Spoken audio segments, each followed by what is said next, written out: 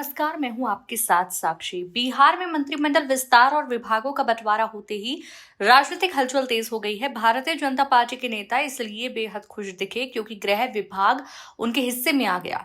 इसे लेकर कहा जाने लगा कि बीजेपी का बिहार में गृह प्रवेश हो गया। लेकिन राजनीति में हर मोड़ पर चौंकाने वाले नीतीश कुमार ने ऐसा दांव चला दिया कि अब सर्दियों के मौसम में भी बीजेपी को पसीना आ रहा है। शुरुआत में नीतीश कुमार गृह विभाग छोड़ने के लिए तैयार नहीं थे, पर जब बीजेपी ने साफ संकेत दिया कि सीटें उनके यहाँ अधिक हैं और चाहे तो वो बिना नीतीश के भी सरकार बना सकते हैं, तब जाकर नीतीश ने गृह विभाग छोड़ने पर सहमति दी। न सिर्फ गृह विभाग बल्कि कृषि और स्वास्थ्य जैसे अहम मंत्रालय भी बीजेपी के पास चले गए। लेकिन खेल यहीं खत्म नहीं हुआ। नीतीश कुमार ने सबसे महत्वपूर्ण विभाग वित्त अपने पास रखा और उससे भी बड़ा दांव उन्होंने स्पीकर की कुर्सी पर खेला।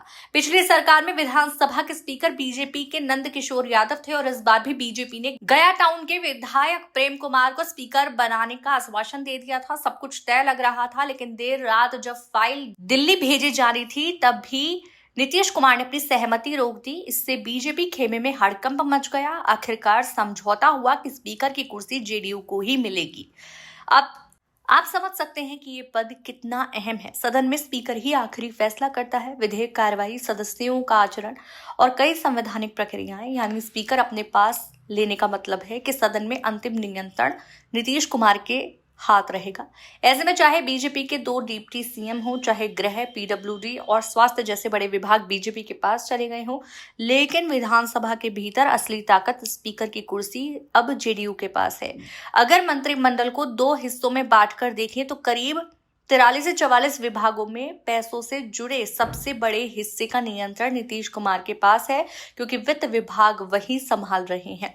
दूसरी ओर शक्ति के लिहाज से मजबूत गृह विभाग भले बीजेपी के पास हो, पर सदन की शक्ति नीतीश के पास है। इसलिए कहना गलत नहीं होगा कि नीतीश ने बीजेपी को विभाग तो दे दिए, लेकिन असली नियंत्रण अपने पास रख लिया।